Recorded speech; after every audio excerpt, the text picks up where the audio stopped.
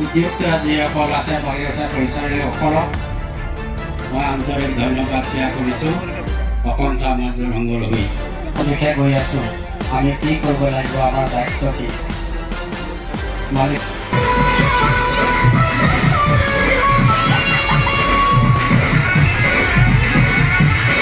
ইয়াৰ আগতে আমাৰ বিহুৰ অনুষ্ঠিত কৰিছিলে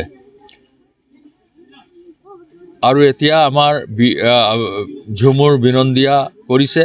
এই সাংস্কৃতিকভাৱে এইটো চৰকাৰে যিটো পদক্ষেপ লৈছে এইটো আমি ধন্যবাদ জনাইছোঁ। কিন্তু লগতে এই মানুহখিনিৰ যিবোৰ মৌলিক সমস্যা আছে সেই সমস্যাবোৰো সমাধান কৰিবৰ কাৰণে চৰকাৰে আন্তৰিকতাৰে কামবোৰ কৰিব লাগে।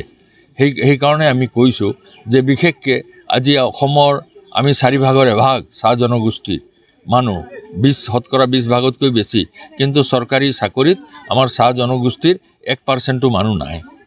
বিভিন্ন ক্ষেত্ৰত যাতে আমাৰ শিক্ষিত ল'ৰা ছোৱালীবোৰে চৰকাৰী চাকৰিৰ আৰু অন্যান্য সুবিধাবোৰ পায় তাৰ কাৰণে ব্যৱস্থা ল'ব লাগিব।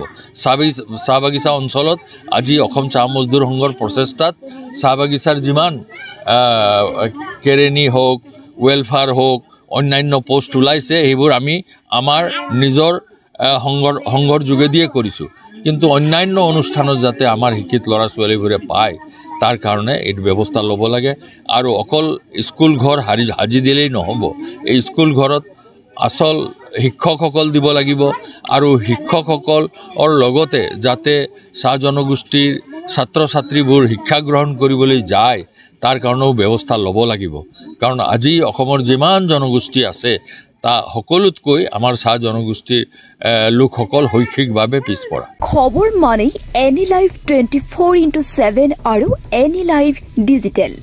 যিকোনো খবৰৰ বাবে যোগাযোগ কৰক 9387734920 আমাৰ এই নম্বৰত।